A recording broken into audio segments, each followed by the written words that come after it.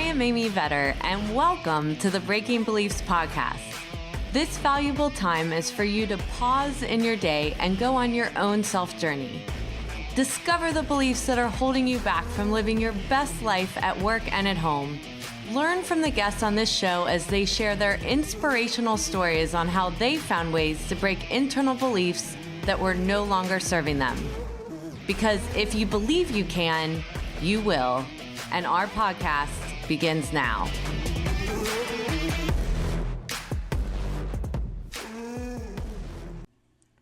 Welcome to this episode of Breaking Beliefs, where I interviewed Randy Crabtree. He is the co-founder and partner of Tri-Merit Specialty Tax Professionals, a widely followed author, lecturer, and podcast host for the accounting profession. Since 2019, he has hosted the bi-weekly The Unique CPA podcast, which ranks among the world's 5% most popular programs. Randy was named to Accounting Today's 2023 Top 100 Most Influential People in Accounting, and he is the founder and host of the Bridging the Gap Conference. He is a frequent guest on podcasts, on the Accounting Cornerstone Foundation Board, and the Firm Growth Forum Advisory Board. In May 2022, Randy was appointed for a 3-year term to the Intuit Tax Council, and prior to starting Tri-Merit, Crabtree was managing partner of a CPA firm in the greater Chicago area. He has more than 35 years of public accounting and tax consulting experience in a wide variety of industries, and he has worked closely with top executives to help them optimize their tax planning strategies. During my interview with Randy, we discussed his love of math and how it eventually led him to the love of being a tax accountant. What you're going to hear about is his entrepreneurial journey, how he found his passion and energy in this profession, and what he learned from past employers that taught him how he wanted to lead when creating the culture at Tri-Merit, which he refers to as a team of friends. I hope you enjoy this podcast. There's so many great stories and tidbits that Randy shared during this interview. I know I always love talking to Randy. Please subscribe to this podcast if you find something interesting to you and you want to keep up with the latest interviews, and make sure to share it with a friend or a colleague so that you can be able to share these lessons as well.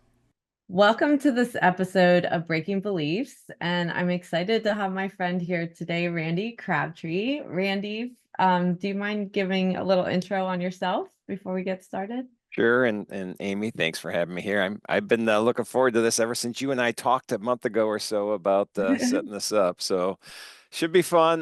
Yeah, my name's Randy Crabtree, as you said. I am a CPA. My background is a generalist for many years, and then 17 years ago, I sold my practice because maybe we'll talk about this.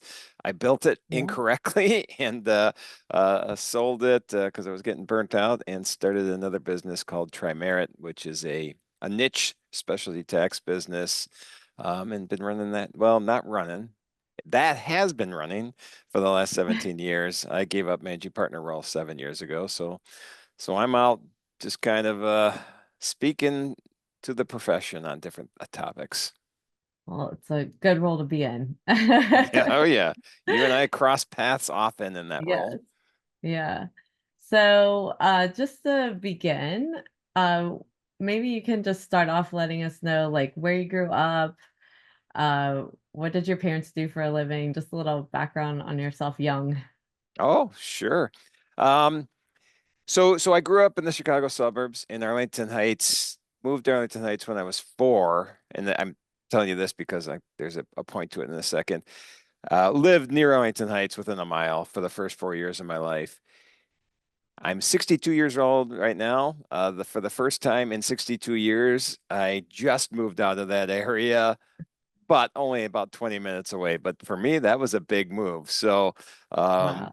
my wife and I, ever since we've been married, we lived in Arlington Heights. So that's 38 years. Before that, I was there. So I made a major change moving 20 minutes away, which just seems a little odd. With all your travel. Yeah, exactly. But we're loving it. The house is great. It feels like a vacation house, but that's not what you ask. So my history, my my parents, they've been married for 63 years now. My parents got married very young. My mom was 17 when I was born. Oldest child, which is actually oldest grandchild on my mother's side of the family, which is always an interesting place to be.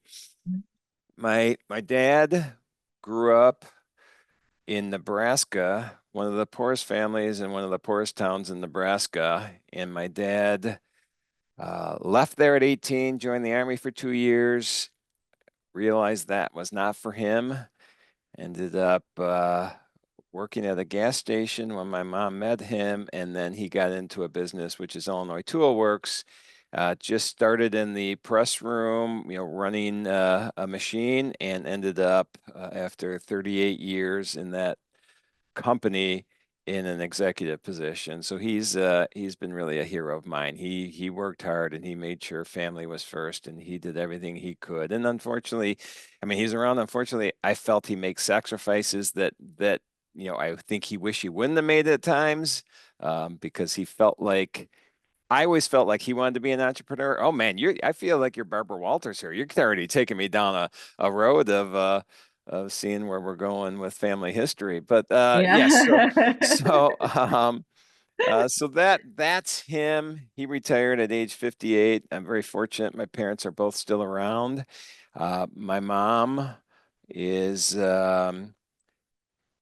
was not working when we were real young, then was working in McDonald's just to make extra money, which actually my parents used that extra money to buy a piece of land in northern Wisconsin that they ended up building a house on, and they spend their summers there still.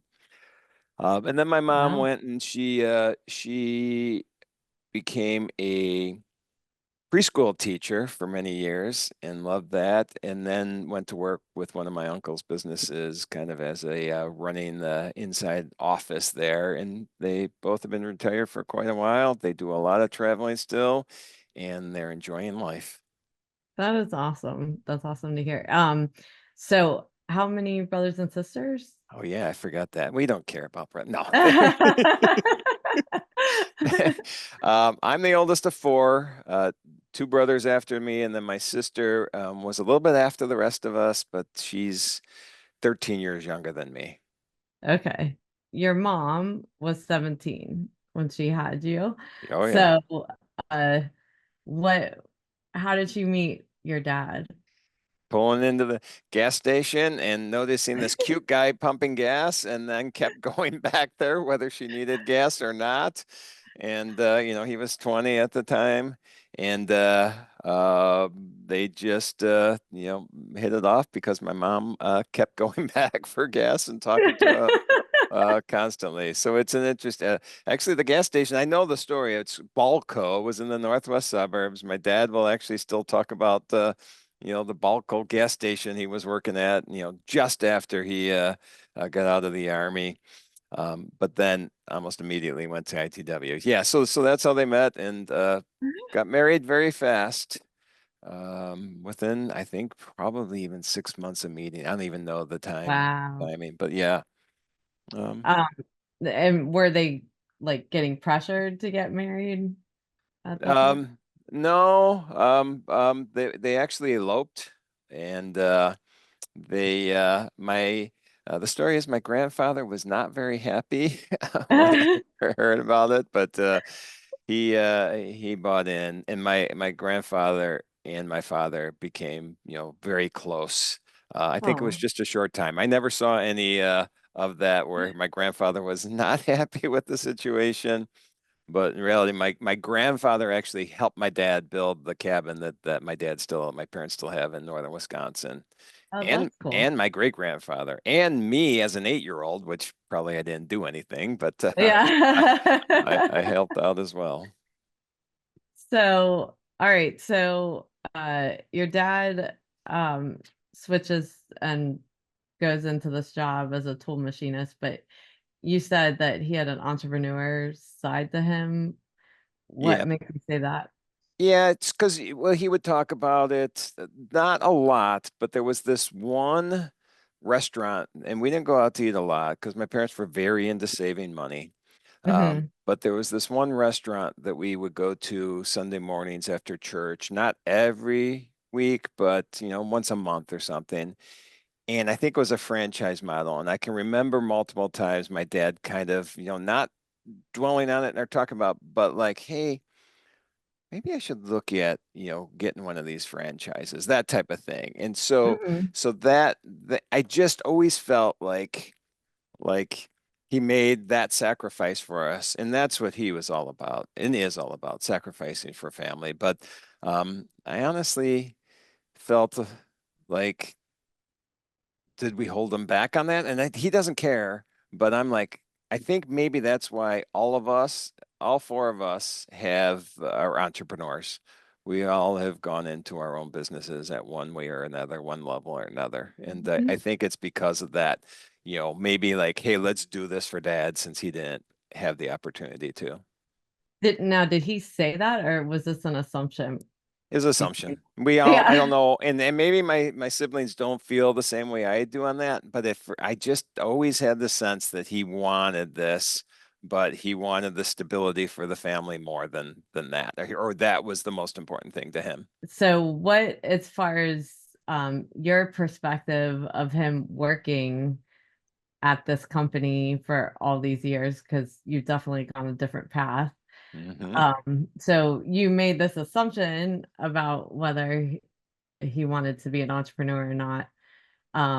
However, did you have any like perception about the kind of work he was doing and whether that was the right thing for you? So I did from a standpoint. So actually, while I was in college, I worked where he was a executive at this company. He ended up being executive at Hycone, which is a division of Illinois Tool Works. And Hycone made the plastic six-pack carriers that every single can of beer you've ever drank is inside of these pretty much. And so 2 different summers I spent in the press room working there, to get money to, get through college and all that. And one of the second summer there, the supervisor in the press room said, "You're really good at this. Would you consider staying?" And my dad was immediately, "Nope, he is not going to be doing this." And believe me, I didn't want to either because it was such monotonous work. And I give people Right. credit they could do it, but it was every 20 minutes you do the same thing over. You replace the plastic, you feed it through the machine, you get it rolled up, you start the machine. And so what I would do in between, and people that work there forever, and I don't blame it at all, they would just sit the 20 minutes and wait and then get the machine going again, which, I would probably do over time anyways, but I couldn't sit still. So that's why I think they were Mhm. impressed because I would be sweeping the floor. I'd go pick up the garbage. I would take, I would do anything to stay busy because just sitting still for 20 minutes, it was like you would just stare at the clock and I couldn't do it. And so from that standpoint, I knew my dad went through many years of that, and I'm sure that's why he made sure that that's not something that I would have to endure or go through, which it wasn't going to happen anyways. But Yeah. the one thing, and just as a side note, the one thing that he did mention many times, and I don't mean this to be offensive or anything, because it isn't, because I appreciate everybody that's in the military and that serves. But my dad was like, preach to us, you are not going into the military from an early age. And I think he had a bad experience is why. But I think it's also somewhat that entrepreneurial mindset because you can't make decisions. This is the way I look at it when you're in the army. And I think he felt too controlled and just couldn't put up Mhm. with it. And that's why he probably often told us that I mean, this was a mantra of my dad. You can do anything you put your mind to. Constantly would tell us that you can be anything you want, you can do anything you put your mind to. Yeah, and I think that's interesting too when we talk about belief systems and where they come from because your dad having that experience, he's giving you a belief system about what he thinks. You happen to be made to want to be an entrepreneur, but there are people that want the order and want the routine. And, so it's just interesting if you have those competing messages, if you were made differently, what Right. choice that could have, made for you as well. It just worked out for you. Yeah, I guess so. And I never even thought about it that way, but that makes sense because I mean, I have to have the mindset that he was kind of preaching for it Right. to You work out agreed. that way. Yeah. Um, but like I said, the four of us, all four siblings, have kind of seemed to follow that path. So somehow, I think it's a combination of ingrained and taught. Yeah. But Or yeah, I think there is a piece of nature versus nurture, especially being an entrepreneur, anyone that, is outside the confines of salary. Mhm. Um, but also having that cheerleader behind you saying it's possible when things are hard, or you just got to stick with it or put your mind to it, and look at, even though he had that routine job where he came from, what he was Mhm. doing, having a child that young, and he still was able to put his mind to something and make sure that it happened. So, his dream was probably, I don't know him, but that you guys would have this opportunity. So it didn't hold him back. Yep. Yep. And Yeah. he did give us all that opportunity. And like I said earlier, they were savers for sure.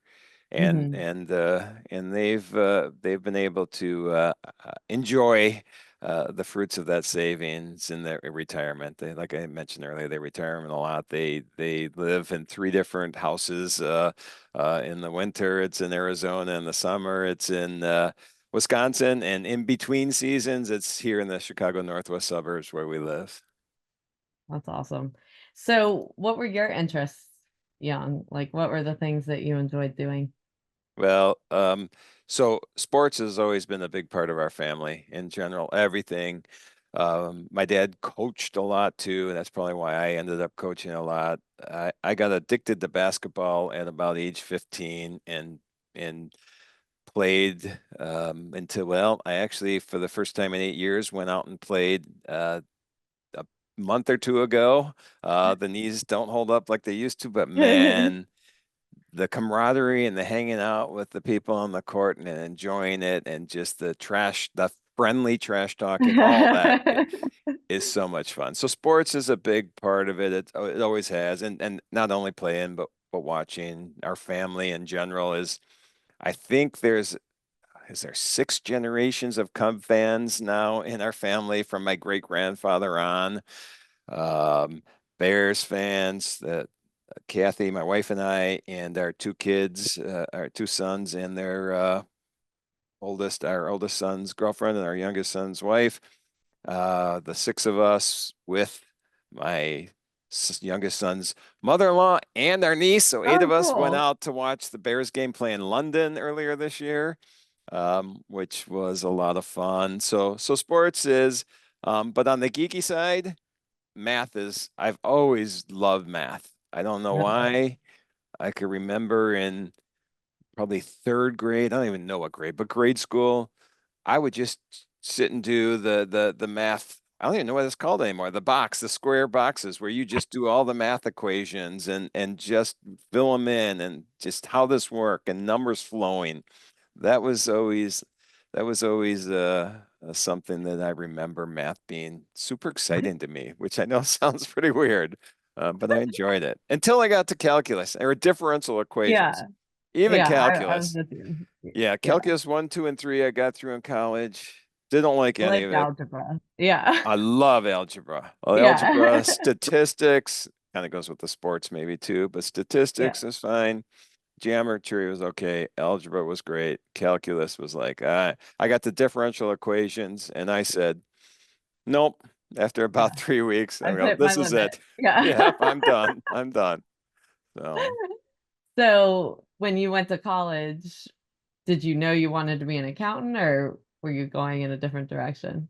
I didn't even know I wanted to be a accountant till after college. Oh, okay. College I went to, that was the other thing is when I was in high school, computer science was just starting, computer stuff. back in the late 70s. I was in high school, Mhm. and we had a computer class, and nobody signed up for it except three of us. And so I got into that class and really loved it. I was, get on the computer and I'd make like, games and made very rudimentary games, like just based on random generating turning it into a slot machine or something like that. And but so I started to really like computers, and because of that I went to college for computer science. Um, the passion didn't last very long, but I ended up getting a degree in it anyways. I went in as a double major, math and computer science. Okay. I I know I have enough classes to have a math minor, but there was one I took at a junior college that I never transferred over, and all I had to do was transfer that over, and I would technically have a math minor too. But I never finished the math major. So that was my and honestly, I was not a good student from a standpoint of, applying myself. I think because the passion really wasn't there for computer science, I just needed to, hey, let's just finish up. Let's get through this. Right. And as a student in general, I was always a good student. I just never, applied myself that much. And Hmm. that is a passion thing, which maybe we'll get talk about later. But then after I was out working a year as a computer programmer at a large company, and it was awful because we sat at our desk and did nothing. I mean, kind of what I was saying before, just sitting there counting time, it seemed like. But it was, in my mind, it was just the management there. There was a huge $1 billion project we were working on, but nobody knew what was going on. And it just turned me off to computer science. In fact, as a side note, this project 5, 6, 7 years after I left got scrapped. I mean, I mean, all the money they put into it, they just scrapped the entire project. So that was probably part of it. But then after a year of that, I decided sales is where the money's at. I was making 22 grand and my friends in sales were making 30 grand. I'm like, yes, I'm going to Yeah. go into sales. Um, Yes. and I was, again, no passion and no passion for the product, no passion for what I was doing. And I was terrible at sales. I mean, I was awful at it. But What, when you say that, why? Why were you um, terrible? again, I've learned over the years passion's important to me, and I Yeah. didn't realize that till many years later. But there was just I didn't I mean it was food. I was working for a food broker. It was actually my uncle's business, and he's great. My mom was actually working there at the time. My aunt was working there, so family was working there, and I'm big. Family is super important to me. It's just it wasn't there was nothing there that I enjoyed from, again, I'll just go back to passion standpoint. I mean, I like food, but it was not like I didn't feel, it's almost like I was a Gen Zer then. I didn't feel like I was making an Yeah. impact with anything. Right. Um, I don't think there's a difference in general. I just think there's more awareness about it now, yes, but I agree. yeah. I agree. So if you don't mind, I'll go into the story then, Yeah. because to me it's interesting. That was the year my wife and I got married.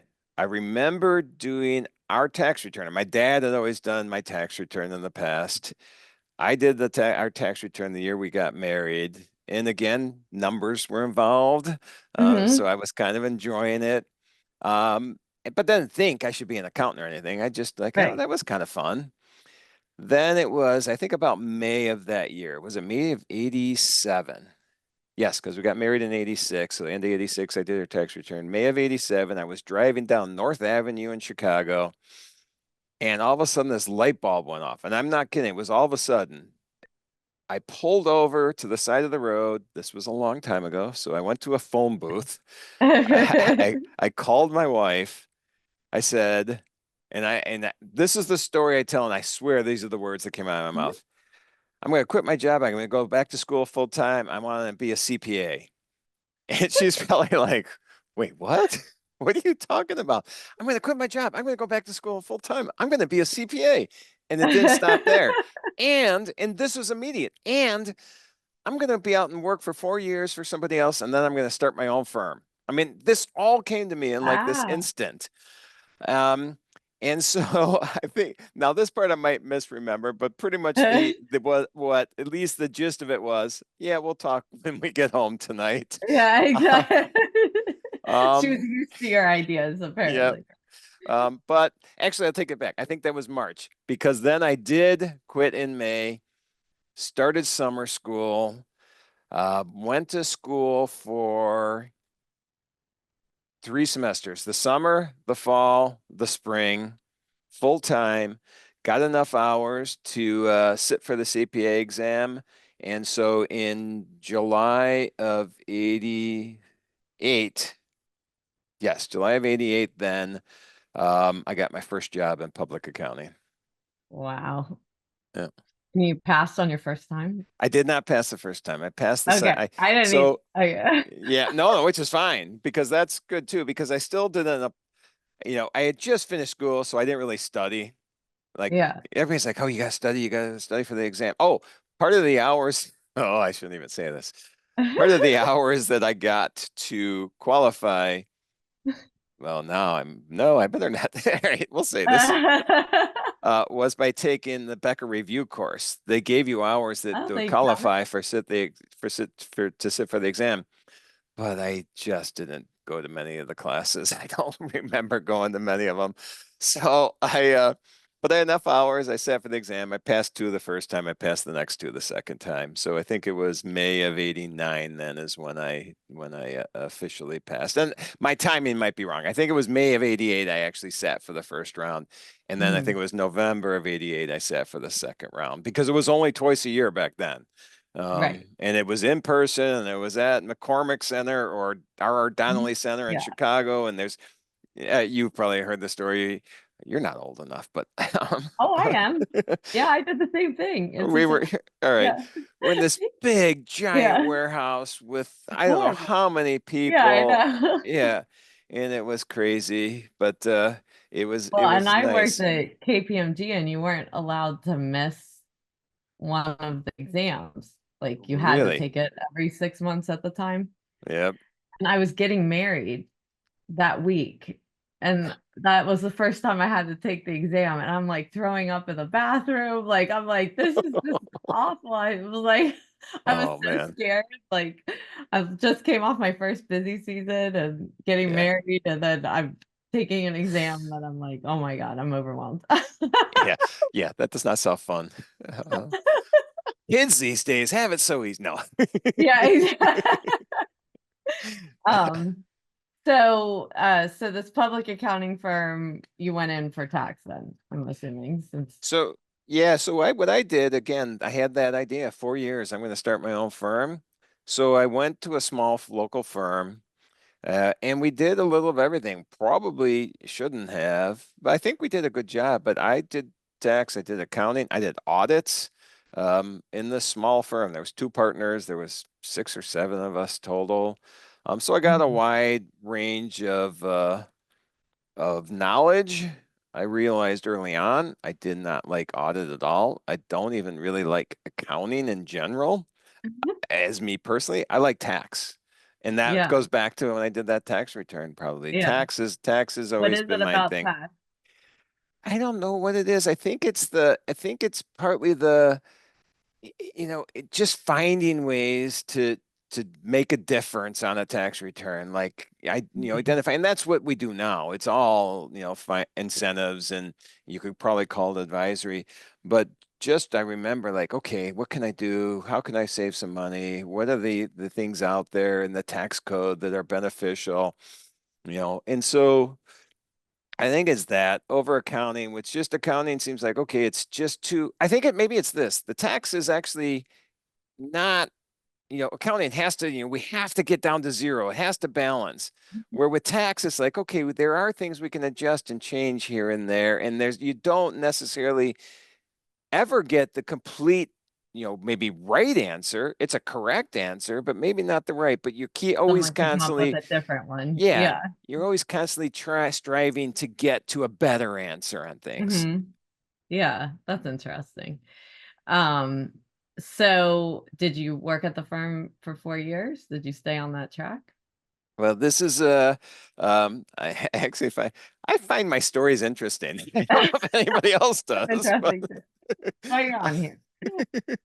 um, I stayed for 2 years because again, I need to get more experience because how do I know what we're doing here is right? I got to go somewhere else and see how they're doing it. So I went to another small firm, and timing will be a little off here, but I think it was October. I went there. It was a firm that was doing audits of car dealers, that's one thing I was doing at the other firm. So I thought, well, at least my skills will translate, although I was doing a lot of attacks and everything else at the other firm. So I went to this new firm and I immediately realized that I had made a mistake. The culture at this first firm was so Mhm. good. The people were amazing. And honestly, when I told them I was taking a new job, I was crying because I knew I was going to miss it. I knew I probably inside deep knew I made a mistake, but I just felt I had to do this. So I went to this new So firm. before you go Yeah, there, yeah, yeah. what was it about the culture that you're saying was so good? Like, Um, the biggest thing I what made it remember is different? fun. Hmm. We hung out. I always felt a little guilty because we go out to lunch together all the time and they were buying. I'm like, well, shouldn't I buy lunch? No, no, no, don't worry about it. We got it. But I mean, there was two partners. One of the partners, every time we go to dinner, or lunch, he had this philosophy of you, he would eat everything on the plate he didn't like first because then he would make sure he ate everything. And I'm like, that doesn't make sense Oh, if his you don't mom like taught it. him that. Ex Yeah. exactly. But the things like that, Yeah. they had a group of friends that played flag football together, and they would invite me to go do that. There was, they would, it was more of a relationship organization than a boss employee Mhm. Yeah. aspect to it. And I think that's what I really knew I was going to miss. Yeah, and can I just relate it back? Because I think there's 2 things you said. I have a passion for tax, so you've, like, kinda come up with that, but you also said what you loved about sports was the camaraderie, Yep. and so, like, and I think that's important when people are thinking about their career and what they're doing. It's not just about what you do, it's about what fuels you and gives you energy. Yes. And obviously, like that relationship based feeling like you're getting to know people, you know, matters. It's not just sports, it kind of relates to anything in your life. Yep. I honestly feel at some point during this recording, I'm going to have to cry. I think it's probably a necessity. So we'll work on that. All right.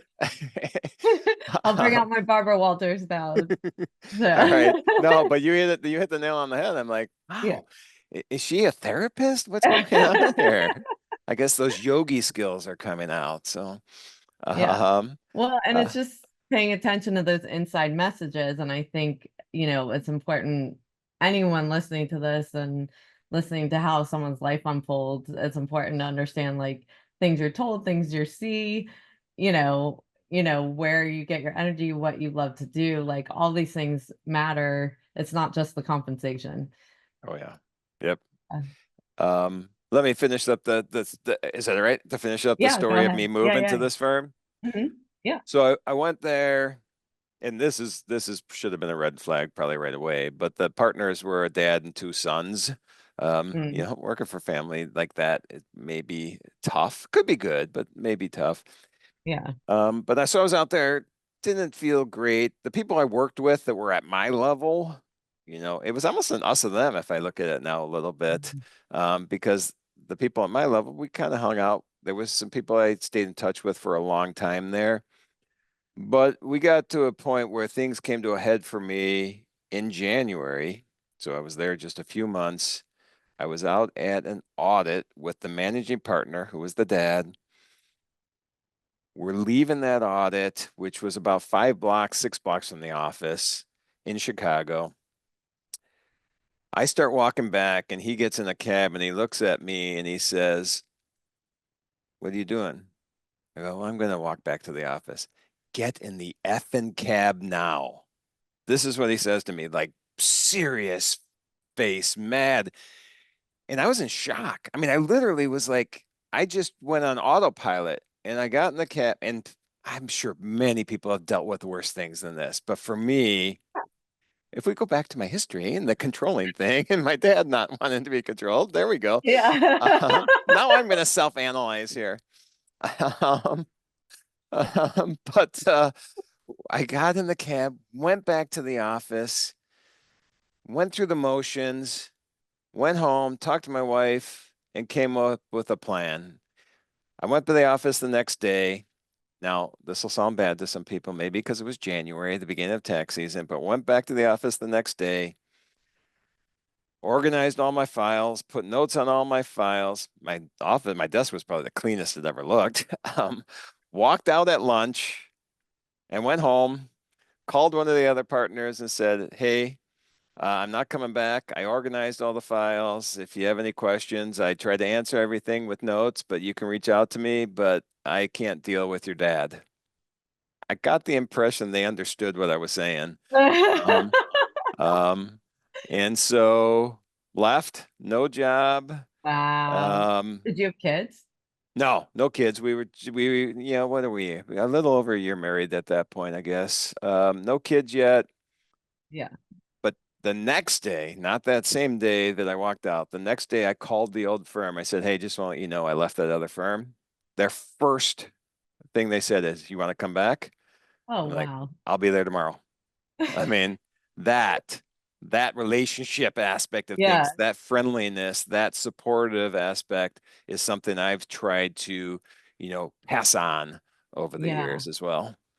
Yeah, and I think that's part of leadership is taking the good things over. You're like a quilt of all the people you've learned from over time and like what things you want to pass on and not pass on. Right. Yeah. Not pass on is important. You are correct. As well. That's awesome. So how long did you end up staying there? Well, this is not. I wish I could have stayed longer. I stayed like another year and a half, and then my wife's uncle, who was a CPA and had his own practice, was just merging in another firm, and he was a solo. He had some employees, but he was the only partner. He asked me to go in with him and to help manage this new larger firm that he was um, building. But man, I got an interesting life when it starts my career. But that didn't last very long because the guy he bought this other practice from was, I'll just say it nicely, not a very nice person. Mhm. And they started having issues where, what it looked like is the guy was like billing the clients himself rather than, my uncle-in-law. He was stealing checks. It was that's what it appears. A lot of bad stuff going on. And so he was going to let the deal just go. And I had built some relationship with clients. And so he actually said, "You go resign, and whatever you do after that is up to you." Meaning if you want to call the clients is the way I took it, and start your own thing, go ahead and do that. So that was November of 91. My dates might be wrong, but I'm pretty sure it's November of 91. And so that's when my dates are a little off. Whatever it was, that's when my firm started, which was basically within that 4-year time frame, or right at Mhm. that 4-year time frame that I had given myself. And I did that, and I think Yeah. within, I actually did have a cell phone then, which was a bag phone. Those big ones. Yeah, I got in the car and I started calling clients, and I think between the half-hour drive from the office I had just resigned to getting to my house, I think I had about $60,000 of annual business, and so that's how the firm started. Wow. Awesome. And so like just at this point when you're explaining to your dad all your moves, like what was his perspective after being at one company for most of his life?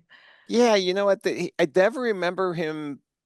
I mean, anything but supportive. That I don't Uh-huh. remember him questioning anything. I don't even remember like advice or anything. It's just like, this is great, keep doing what you're doing, type of thing. So he never like, yeah, that's a good question because that was it. My dad actually ended up when he retired, he came to work with me for a couple of tax seasons too. So he kind of got that entrepreneurial spirit at the end of his career, and he actually took the H&R Block tax course so he could understand tax returns. But he did a little of everything for me, just sending out returns, printing out organizers, the things we Yeah. used to do. Yeah. Hopefully everybody used to print out organizers and not still printing them out. But that's that was it. So yeah, no, nothing but supportive. My dad's always been just like this super supportive person to all of our lives. That is so important to have, Yep. and can keep you thriving and going, having that support system behind you. Yep. So, all right. So you started your own firm, and then what happened with that? How long do we have? I'll do a short version. You can expand, see if you want to expand on anything. So that technically then started in 91. I know that for a fact. So 91 is when I started my own firm. I ran that till '06, so 15 years.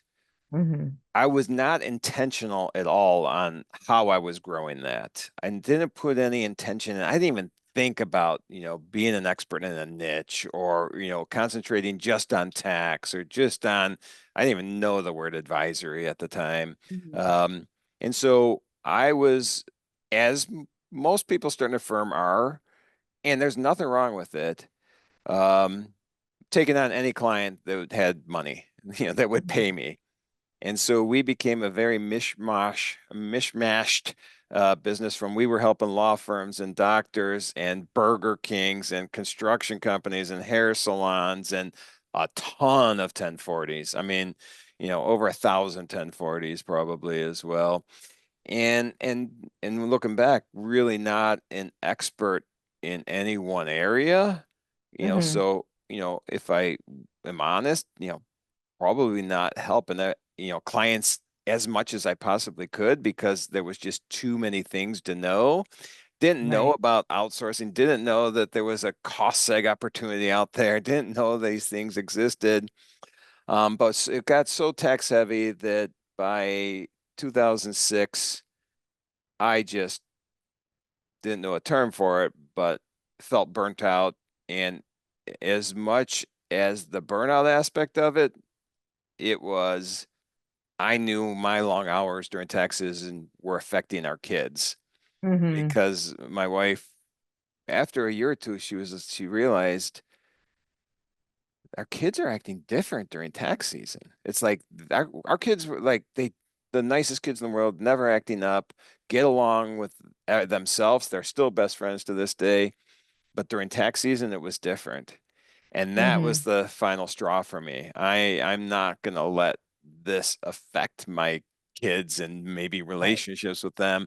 So in '06, I ended up selling my firm.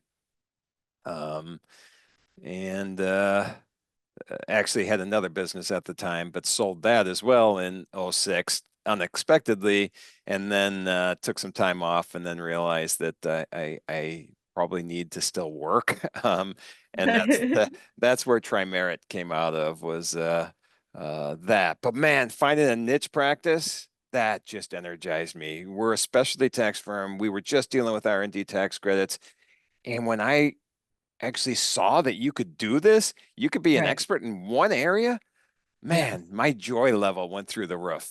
Hmm. Um, and what about it made you passionate to find like R&D credits? Like what Yep. was it about R&D credits versus other things?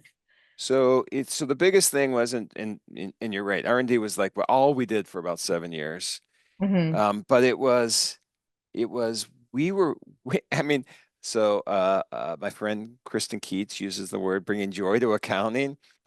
we were bringing joy to clients because we were saving them money. And again, it's tax, Mhm. and I was enjoying the tax aspect of it Right, without the tax season, really, right. because I didn't have that. And I got to stay in tax still. And then everything we did put money back into businesses, and to see what they were able to use that for and do with it. Um, and then and then also equipping the CPA firms, the accounting firms that we work with to be the hero to their client, because we don't necessarily need the credit and want the credit. We wanted to educate, and that's another aspect we could talk about, but we wanted to educate the accounting firms on what these things were, because not everybody even knew, and then educating them to go identify opportunities, and then seeing them reap the benefits of that relationship building experience they're having because they're bringing more money back into the business. Everything about it was just exciting and fun and positive. Yeah, that's awesome. Yeah. So, what did you grow that team to be? Where are we at today then? Yeah. Yeah. So today we're about 75 people. Um, We were last year we were 20 plus million in revenue. It's been a nice business. Take a little bit of a drop this year, which we knew was coming, but next year I think could be our best year ever still. Um, we've added it to not just be R&D, but we've got about, I don't even can't even 6, 7, 8 different services, all tax credits or incentives that we deal with. There's a lot of uniqueness to what we do, I think, in the profession that I'm very proud of. But one of them is we built I believe, an unbelievable culture in a remote environment. And how did you do that? Relationships. As I said early on with the first firm that I talked Mhm. about, and it was not just a boss and employee Mhm. relationship; it was a friend relationship. Sometimes it sounds corny to me sometimes, but I say it, we have a team of friends. Mhm. Everybody that works together that I work with, I love them all. I love to hear what they're doing outside of work. I like to get to know who they are, if they Mhm. don't want to share, but everybody does like to share their passions. And so on that level, it's not just you know, okay, how many jobs did you pump out? It's, hey, how was your weekend? How was your kid's soccer game? How was we have our head of marketing is an unbelievable artist that has art in a gallery. And if I didn't build relationships, I'd never know that. I mean, somebody I work with used to professionally race motorcycles. Somebody else she plays the fiddle in bands. I mean, all this cool stuff you learn about. As simple as, we have multiple people that they're, there was probably a name for it, but Disneyaholics, that's the name I'll come up with. But they love it. They're passionate about it. They're so excited about it. And when you see that excitement that come out of them for that, what they love doing, that's how we build relationships. Just getting to know the people on a personal level. Well, and honestly, I love, and I don't think I've heard this before that you built a friend culture. I always have a pet peeve with we're a family environment or Hmm. like, first of all, you never know the connotation of family and who Right. wants their family at work. Like you want to have outside people that you choose. Um, Yeah. so so calling it a friend culture is a whole different connotation, and I love that.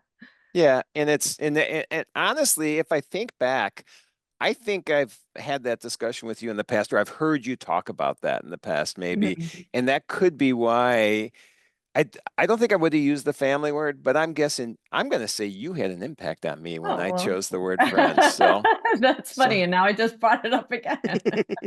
So, You so, but I think I just heard you talk about it in the past, and that's probably because I actually wrote a firm culture, a company culture code, and Mhm. in there I actually talk about how when people join our team of friends, and I honestly think when I picked the word friends, it was after I heard you talk about what family can mean differently to different people. Yeah, I love that. And then so you said you built this remotely. So how have you, when you're remote, you can't go to lunch like you were talking about with your first firm and Hmm. so forth. So what are you doing remotely to protect the culture? Yeah, it's there's a few things that we do. One, it's all again about relationships.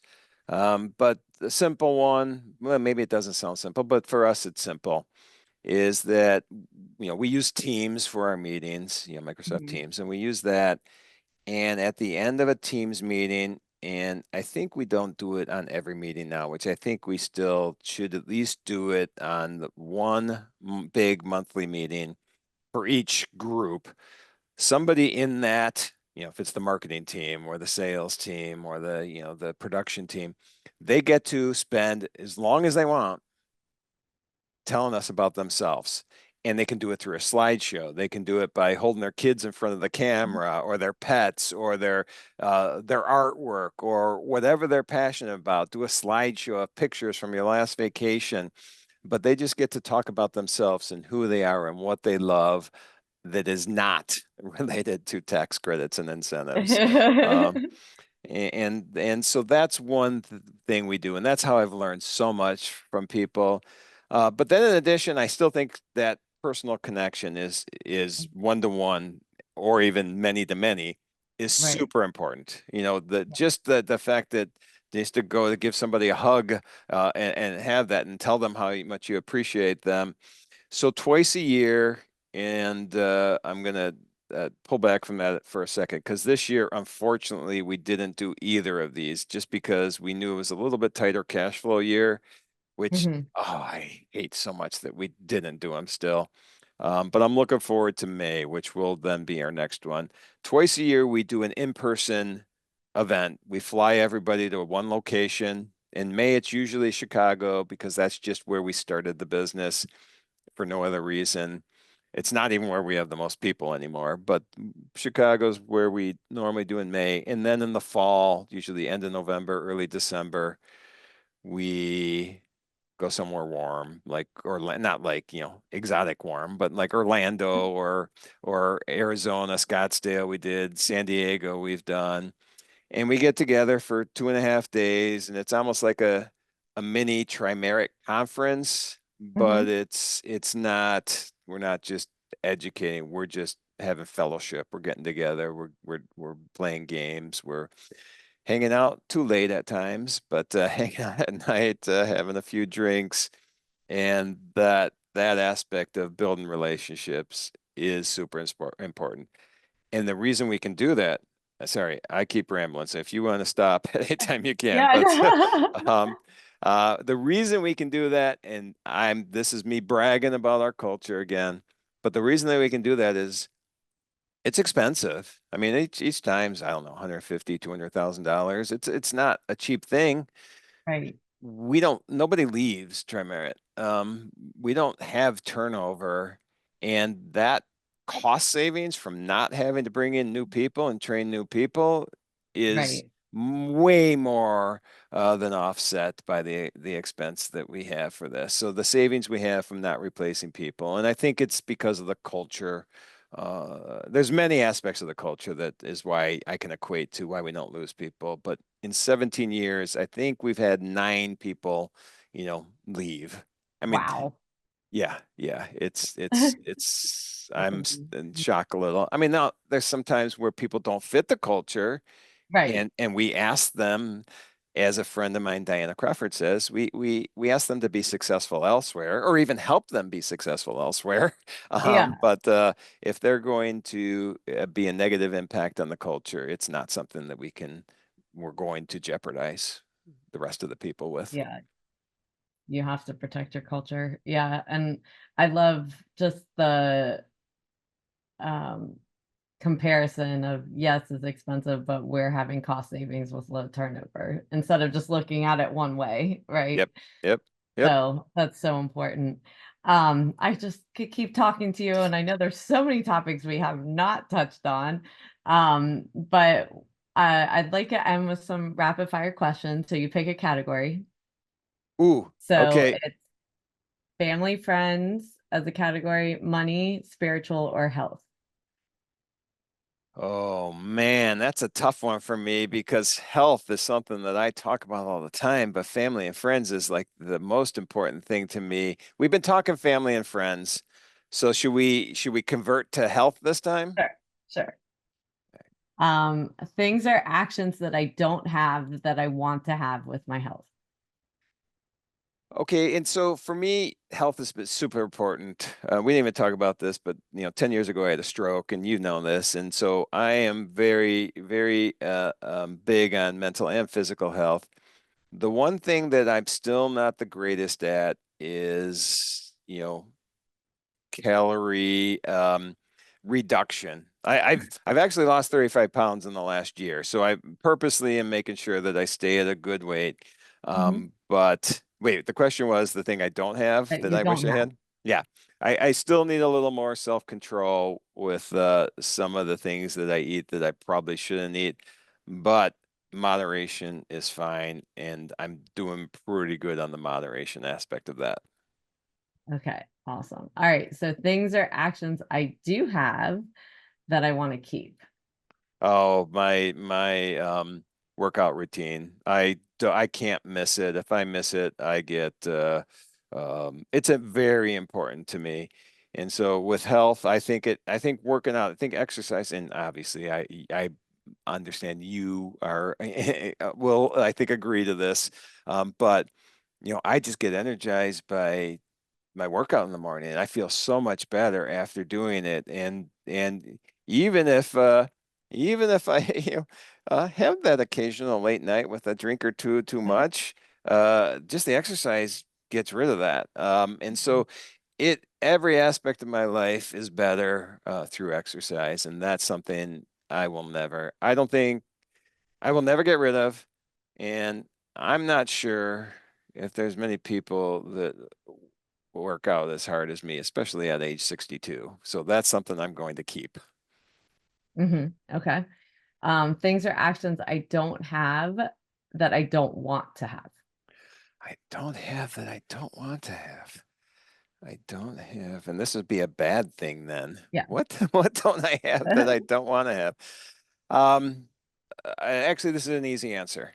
I don't know why I hesitated on this.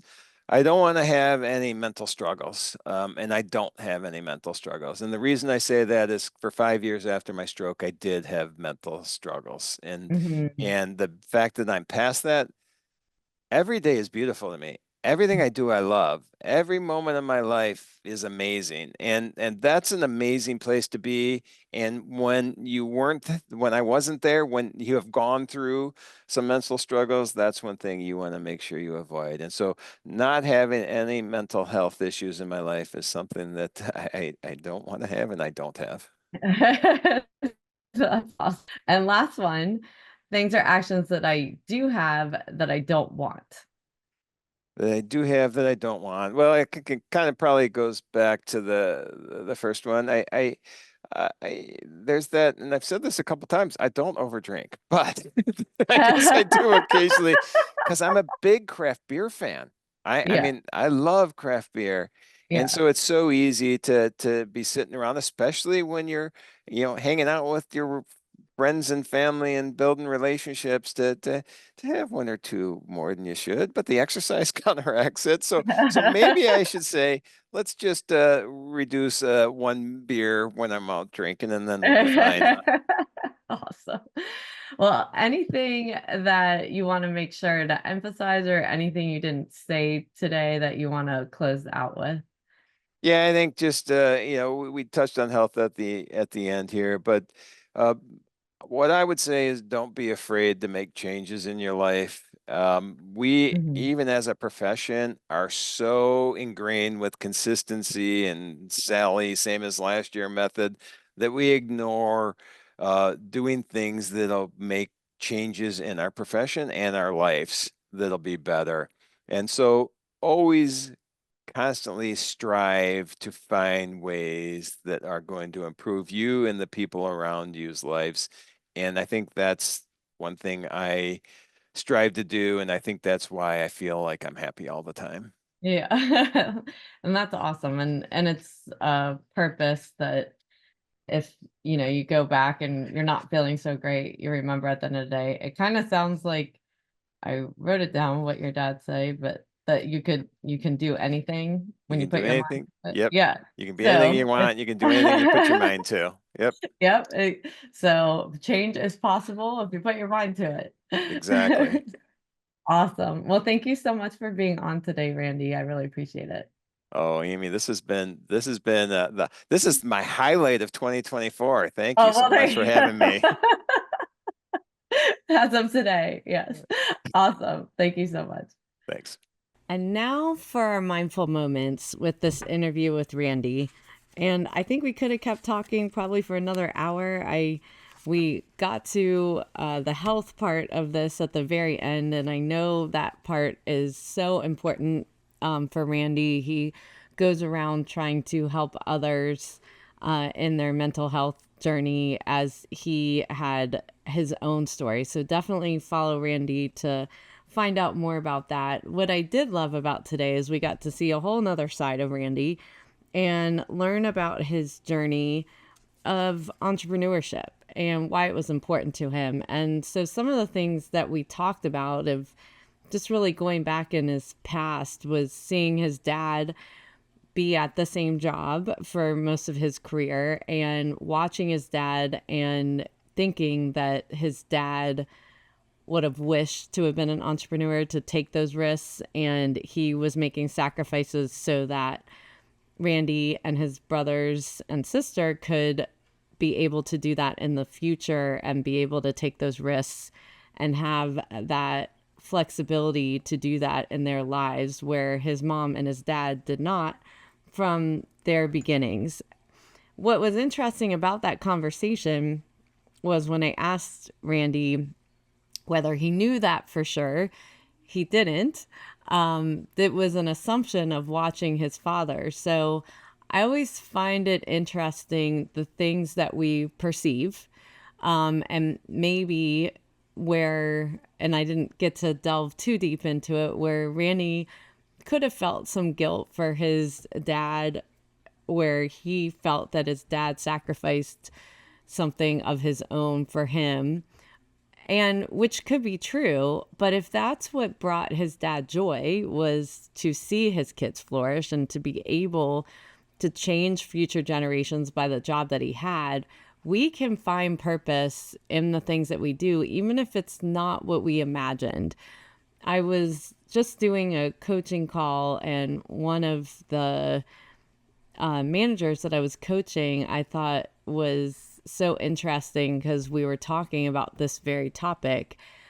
And because we had done so much work around what things give us energy and what things don't give us energy, she was able to start changing her perspective on the things that don't give us energy, but finding the commonalities of what in those things that she doesn't like to do could she find energy in, now that she knows where her energy comes from, or where she could put her energy where she didn't before, instead of looking at it as a negative. And so I think it is important for us to communicate and to really find out what it is that provides us happiness and joy and so forth. And, where Randy's father probably has tons of joy watching his kids be able to do these things because of the work that he did. So he still is able to have that entrepreneurial spirit.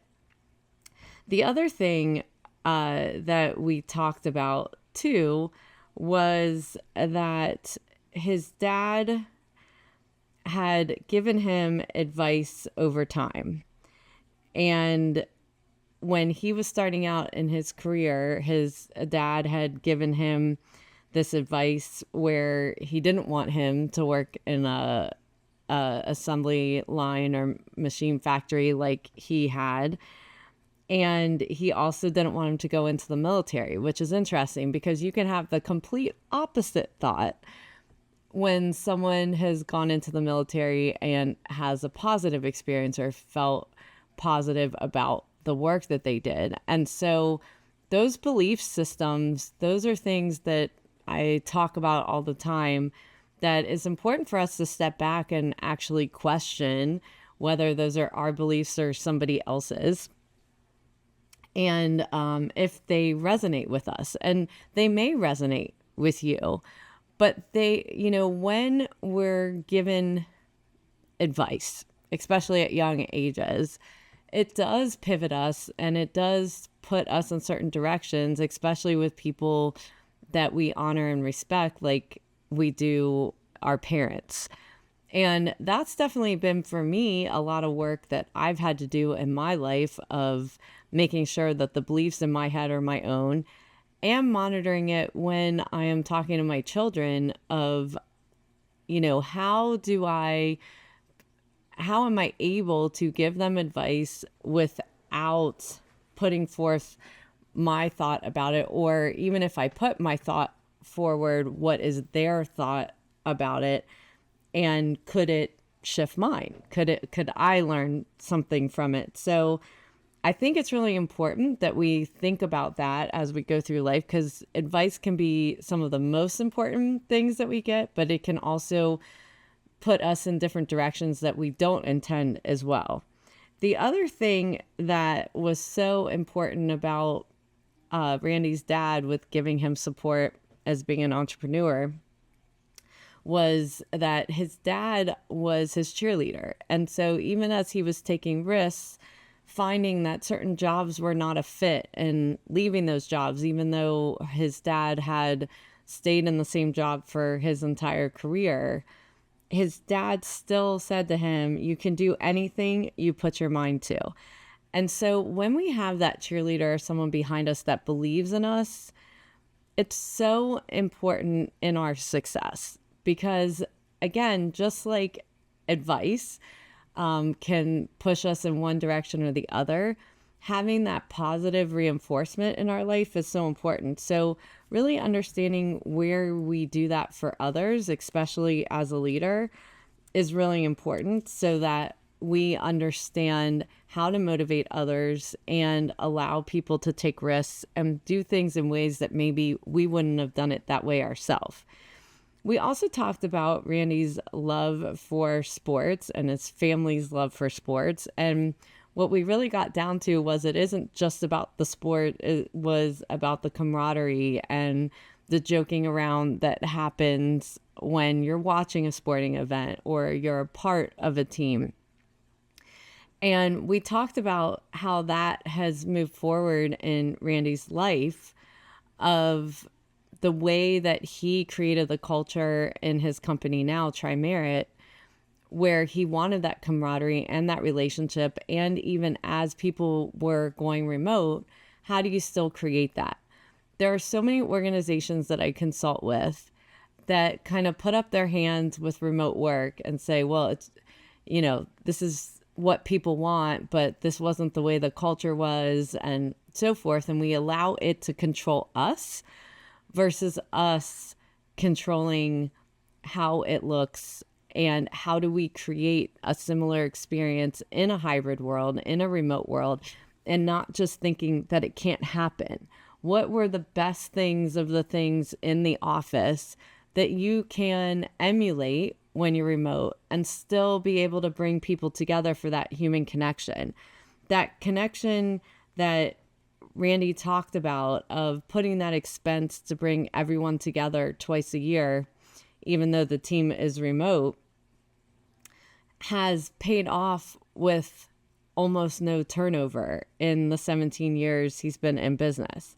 That's huge.